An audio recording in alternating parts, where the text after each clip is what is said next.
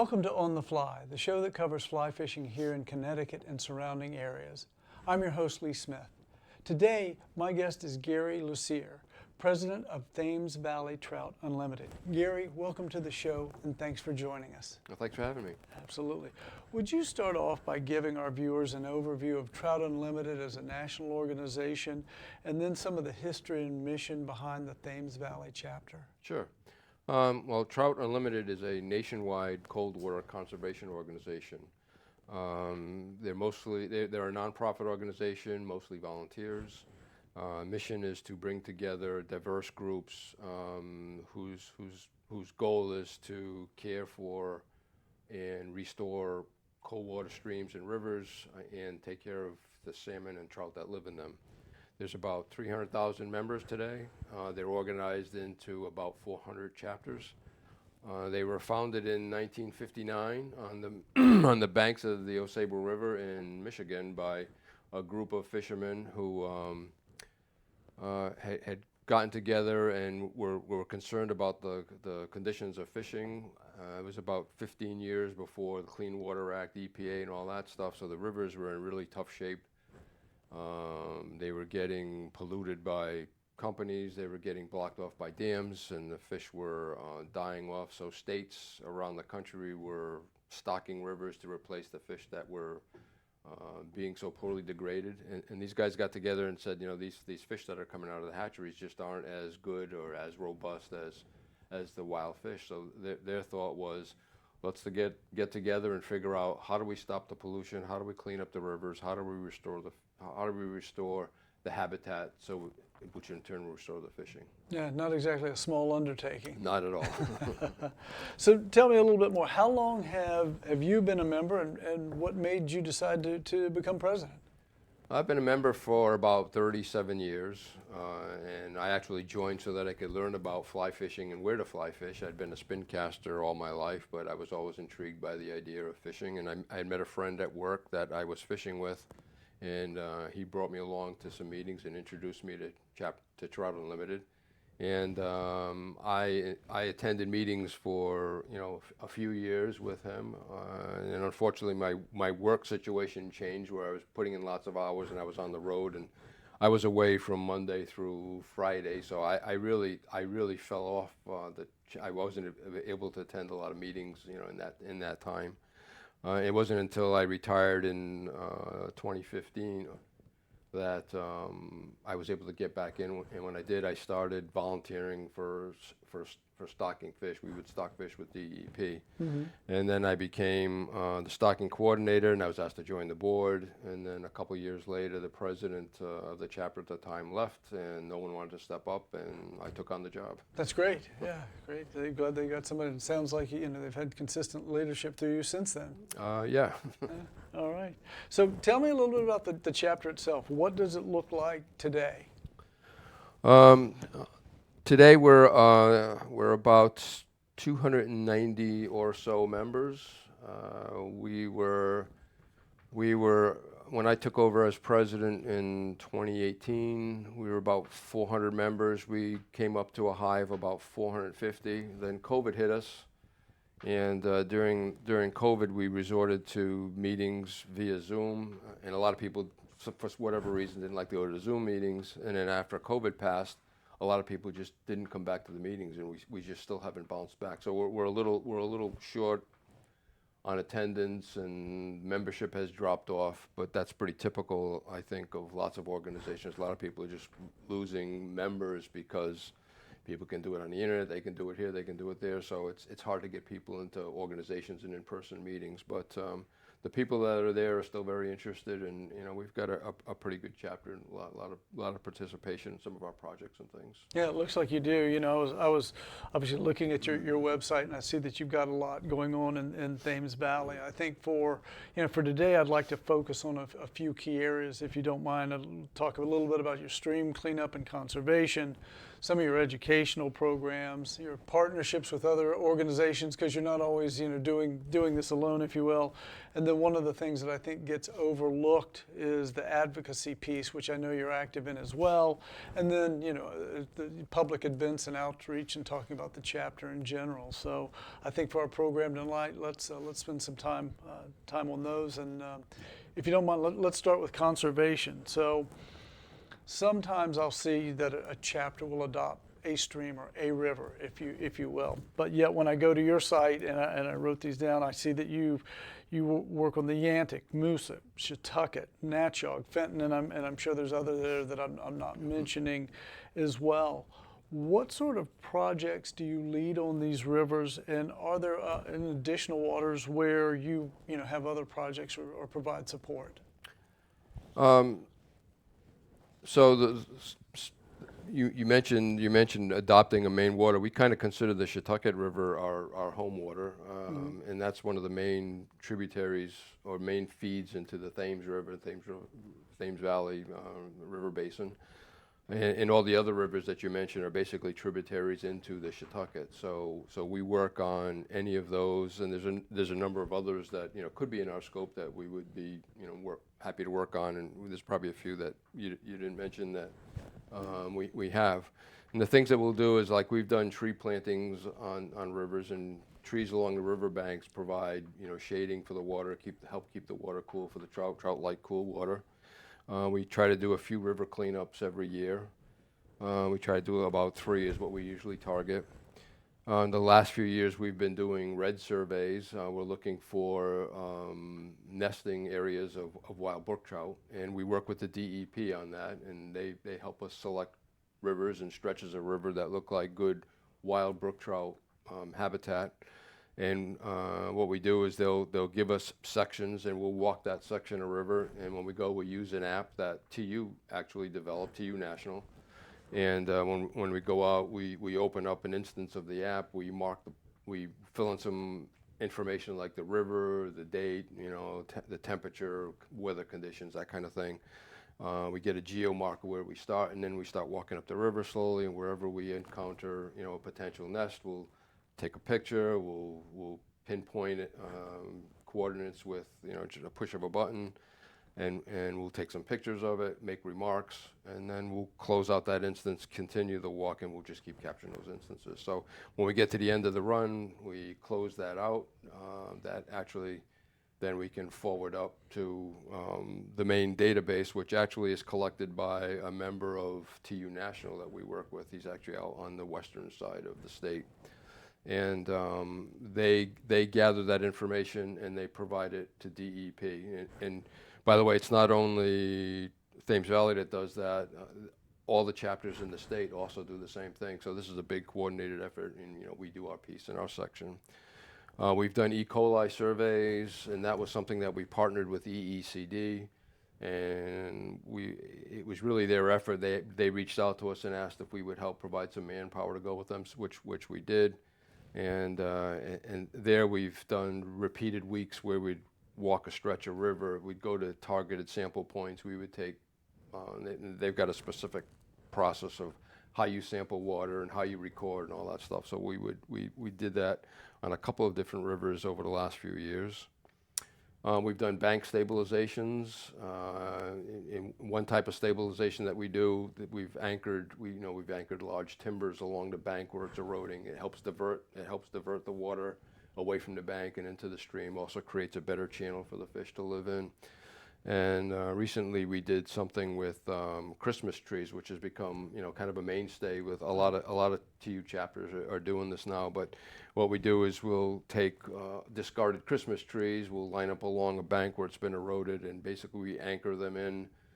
We drive rods into the ground that have a steel tether to them. We take clothesline rope, tie them all in, securing them up all along the bank. And what happens is, as the water comes up, sedimentation and sand that's coming down gets trapped in those trees, and it kind of naturally restores, which TU has found to be a better and more natural way to do it. Yeah. And one of the ones that we did this with a few years ago, we actually got some students from UConn who were doing work to get credit for a civics course or something like that. And we had a bunch of kids come out and help us out with some of that work. And, it was a lot of fun. It was a couple weekend project. Is the kind of thing that turns people out. And that's the kind of project that our members like to go out, get their hands dirty, boots on the ground kind of thing. So that was a interesting project. The other things we've done is we've done some work on fish ladders, and years ago we helped rebuild the Versailles fish ladder on the Versailles Pond up in Baltic or Sprague or somewhere in that area. It's on the Little River, and we had a member working with DEP, and they had identified this fish ladder that was in bad shape, and we went out and we scoped out the work, wrote a proposal, got a grant, again enlisted a whole bunch of members who turned out for a few weekends. And what we did was there's a long sluiceway that goes from the top of the dam down to the bottom of the dam where the water can run through it, and it had these plywood baffles. 55 of them actually were stacked along the sluiceway, and they cut holes in the plywood. And what that does is, once the water's flowing through there and the fish want to get around the dam, they'll come up that sluiceway, but that water is moving pretty fast. So the baffles give them a chance to get in behind each baffle and take a rest and work their way up the dam, because it's just too far of a run for them to go against that strong of a current. So we went in and we pulled out all of the old plywood baffles. We bought some aluminum baffles. Actually, we bought 4x8 sheets of aluminum to mimic the plywood. Cut them all out to the specs of DEP, and then we remounted them back into the sluiceway, and that was several weekends. And that was another great project that a lot of people came out. I think Joe Courtney came out for a picture op, and when we finished the project and got a lot of publicity on it, it was a really good project. And then a few years after that, we actually undertook a project to design or do a partial design of another fishway, actually the next dam up from the Versailles one that we had just rebuilt. And again, we wrote a proposal, went out and got a grant. We hired an engineering company, and they had done what they called like a 65% design. It's a partial design to get us, through a little bit more than proof of concept, not quite a final design. But we had a preliminary design that we could now, get critiqued by DEP and what other agencies, go through some tweaking and refinement. It was meant to be a 3-stage design project, the third stage being the final construction. We haven't gotten past the first stage yet. There's been some issues that have come up with the dam, but that was another one we did around fish ladders. So those are the types of things that we've done on different rivers, and the kinds of opportunities that we usually look for. That's great. Sounds very diverse. How do you decide which projects to undertake? Well, that's an interesting one. It's a kind of a combination of need, funding, availability. What kinds of things can we actually go after? I mean, sometimes a project we might want to undertake might be on private property. We need to get permission for it. So these days, I think funding is probably a little bit not as available as it was a few years ago. So funding might be an issue on expensive projects. So sometimes DEP will approach us and say, hey, we've got this need, and we may jump on that. We have people that come to us and say, hey, can you take a look at this, take a look at that? And so it's a combination of things that really get us to what we decide to go work on. Yeah, sounds like a number of different sources. A number of different sources, yeah. I know, we mentioned a few different waters here. Are there any that you would say today are facing what I would call critical or special needs? I can't think of any one that stands out as being super critical or having special needs, but I'd say all of our rivers in general right now are sort of at risk and kind of suffering, so to speak, for different reasons. Climate change being one of them. The rivers are getting warmer. That's been tough. Development is something we always keep on a lookout for if someone's developing something right on the banks of a river. Lately, one of the biggest concerns is over the last several years, we've seen a big decline in insect population, and like I said, I've been fly fishing for about 37 years or so, and from the time I started till now, it's been a huge degradation in that short span. You used to go out and you used to be able to see at the right time, you'd see clouds and clouds of, mayflies or caddisflies or whatever. And when you'd see a big hatch, it was just an amazing sight to see. But these days, there's hardly anything. We don't see as many hatches. The hatches that we do see are a lot more sparse, so it's been a big concern. There's a lot of speculation on neonicotinoids, which is an insecticide, and that's been used heavily in the last 15 years or so. And there's a lot of discussion and a lot of hypotheses that that's washing in from agriculture and things like that, and is having a big effect on insect life. So a lot of work to be done on that, but that's one of our biggest concerns, I think. Yeah, interesting. Let's talk about educational programs for a minute. I know that you have, excuse me, trout in the classroom. You have fly tying classes, you have fly casting classes, and I believe you have youth fishing as well. Can you tell me a little bit more about each one of those? Sure. Well, start with trout in the classroom. That's a great program where we bring trout eggs into the classroom. And they put them in a large 55-gallon aquarium, and they basically raise them for about 4, 5, 6 months, and eventually they get to release them at the end of the year in some river. Now, years ago, our chapter had gone out and done a big fundraising effort where we bought something like 15, 16 tanks, and we could supply them to schools that would be willing to take them and sign up for them. DEEP supplies us eggs every year, so around the first week of January timeframe, we usually go and get eggs from DEEP. They usually come in like a small, container, cold water, and they also provide us with food. And the food is usually 4 or 5 bags of these pellets, and they start off really, really tiny when the fish are small, and they graduate in size and they get bigger. So that's been huge fun, because when you walk in with the eggs and you see all the kids in there, I mean, they all just light up, and they're all jumping up and down, and they're glad to see it, and they're a lot of fun. And some of the teachers make a big project out of it. We go in and you see pictures like the kids have put on the walls. They've drawn pictures, they track the development stage, and they make a year-long project out of raising those trout. So that's a good thing. And then on the release, sometimes they often invite us to go out and help with the release, take pictures. Sometimes if they're interested, we'll give them fly casting demonstrations or lessons. We give the kids a chance to try the fly rods out and give them 5 or 10 minutes and practice casting, and it's a big eye opener for them. So that's been a lot of fun. The fly tying stuff, we've got a couple guys in the chapter who've been doing this for a number of years. What they do is they've got a couple places that they do regularly, like they do the Bill Library in Ledyard. I think they do 2 sessions every year. We used to do it at the Fish Connection in Preston. We haven't done that the last couple years. I don't know if you're aware, but the owner of that had passed away a couple years ago, so I'm not sure if that one's going to be able to continue anymore. But we've also done them at request from schools from time to time that have asked them. We've got one school that has been doing it with us for the last few years, and we go in there every year, and that's usually a 1-day session. The other ones I mentioned are usually like a 5-week session where they come back, every week for 5 weeks to get a good training. Let's see. So when we do those classes, we provide all of the vices, all the material, all the tie-in tools. So we do everything for them so that they get everything. They don't have to bring anything. They just show up, and we go through it with them. That's great. Yeah. What else was there? Fly casting? Oh, fly casting. Yeah, that one's sort of a little bit ad hoc. I mean, from time to time, we've done on request when people ask for that.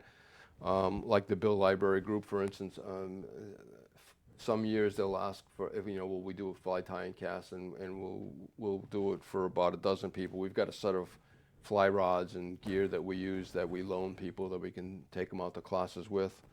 Like I said, we do it at some of the Trout in the Classroom release dates. And typically, if someone contacts us, and we do it basically on request when people ask for that, if they've got a big enough group of people that go and do that. That one's a little bit more ad hoc. We just do it as those things come up. And when we do public events sometimes where we go out and put up a pop-up and a table and do information. And oftentimes those events are good places that will do fly casting lessons, and people can come up and try it for 15 or 20 minutes kind of thing. So it's a little ad hoc. It's a lot of different things. Yeah, so that's great. Sounds like, though, if you're interested but you don't have the materials, don't have the equipment, that'll be provided at least for that day, by the chapter, Right. which I think is important. Right. And if somebody who's watching our show is interested in finding out more, what's the best way to find out more about these, the fly tying and casting classes and so forth? So we always put them out on our website, thamesvalleytu.org. I think that's our website. I think you got a slide for that somewhere We later, do. but yeah, it's always on our website. If you're a member of the chapter, we always put it out in our newsletter. We've got a Facebook page, and we'll put it on the Facebook page, so it's out there. Great. I know that Thames Valley works with other organizations on various initiatives. Will you tell us a little bit more about these partnerships and projects and how they play a role in your mission and outreach? Sure. So some of our partners, I'll try to name a few if I can think of them. Thames River Basin Partnership. There's the Salmon River Watershed Partnership. There's 8 Mile River Organization, ECCD, Eastern Connecticut Conservation District. Of course, we work with DEEP, Joshua's Trust. And I used to personally sit in on these a few years ago until we got a conservation chair who kind of took over that role. But basically what we do is most of these organizations have regular meetings, and they're not always the same time. Some may be quarterly, some may be monthly, some whatever. But basically there's a common thread where they kind of get together and they talk about different things, issues that are coming up, activities that they've got going on, projects that they've got going on. And usually each of the members kind of go around the room and they get a chance to say, this is happening or whatever, or I'm doing this and I could use some help, that kind of thing. Mm-hmm. So it's a good network of getting together and sharing all those common ideas. And a lot of times a few of these organizations will have some kind of an event like I talked about where we bring our pop-up and an information table. A lot of times these are the organizations that put them on, and they'll ask us, can you come to our event and Sure. and talk and show what TU is all about. And it's that communication that helps us get a lot of these projects going, get information, find out where the needs are. That's great. I know most anglers and environmentalists know that Connecticut waters without advocacy, if you will, can either be threatened or harmed. Especially when it comes to having organizations like TU represent them and so forth. Will you kind of speak to what Thames Valley has done on the advocacy front in this area? A couple of things come to mind. A few years ago, Love's Truck Stop was proposing a truck stop on Route 84 up around the Willington area, and someone from the town of Willington had contacted the chapter and let us know that was going on and asked us if we would attend hearings that they were having at the town hall about that plan. And so we spent, I remember it went on for I don't know how many months that we would go to those hearings, and we spoke out, voiced some opinion about what we thought, what should be looked out after. The issue there was it was being located on a very steep hill that ran straight down to Roaring Brook. And Roaring Brook, and right upstream from that was a known spawning area for brook trout, which we obviously wanted to protect.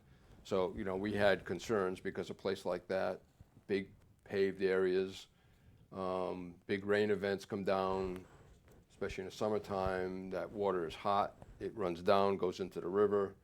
Also in the parking lot, you've got all the fluids from cars like oil and brake fluids and antifreeze and all that. That's all toxic, and all that stuff washes down into the river. So that was our big concern. Was number one, the thermal impact and possible toxic impact of all that stuff running down, and not to mention just runoff that they were going to generate because now they put this new building there. How's it going to dig up all the soil and loosen all that up? So we spent a lot of time at those meetings advocating for making sure they took care of the river. We'd hoped to stop the thing from going in, but we weren't that lucky. Another one we did was we were involved with speaking to Scotland Dam on the Shetucket River. We were trying to get a regulated run of the river regime going, because what they were doing for years and years is they do what they call pond and release. And what they do is they let the water behind the dam build up. It takes maybe 8 hours for it to build up, and then they would release it really fast and run the turbines and generate electricity. So they would run all that water out. So every 6-8 hours it was filling and emptying, filling and emptying. So the water below the dam would drop down to dangerous levels. And then when they did the release, then all this water that had been warmed up by the sun would then get released, and now more warm water gets piled in. So it was really tough on the trout. So we spent a lot of time advocating that, which they finally did get a run of what they call run of the river, which means it kind of stays at a steady flow. It's not going up and down anymore. Great. Well, I know we're coming up on time here. I have just a couple of more questions for you. What do you consider to be your favorite local river or stream to fish? I guess my favorite river would be the Salmon River. It's probably about as close to me as just about any other river. The Yinnick is the only one that's closer.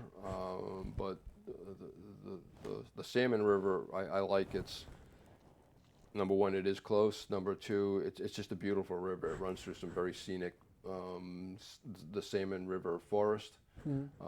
It's quiet. It's got a lot of water fish. It usually fishes very well.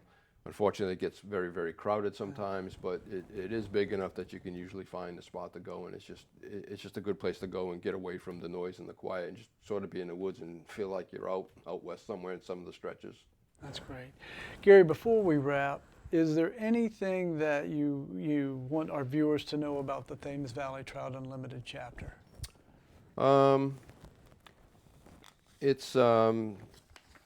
Well, it's a great organization if you're interested in trout fishing, if you're interested in preserving and the conservation aspect that goes around trout fishing. It's a good group of people. It's a fun organization to be part of. We meet once a month on the third Tuesday at the Franklin Firehouse from September through May. It's free. You don't have to be a member to come, and you can come anytime. We usually have, a speaker every month who talks about some topics. He may come from maybe talking about fishing trips in Montana or Alaska or local to Connecticut or conservation things or whatever. But it's a really good organization, a lot of good people. I've made a lot of good friends there. I think most people would find the same thing for them. Great. And if we haven't done it already, we'll make sure to fill up the contact slide for Thames Valley to you for those of you who are interested in getting in touch with Gary. I'd like to thank Gary Lussier for joining us this night and giving us an overview of Thames Valley Trout Unlimited. I'd like to thank the crew for making us look good, and thank you for watching On the Fly. Hope to see you on the water.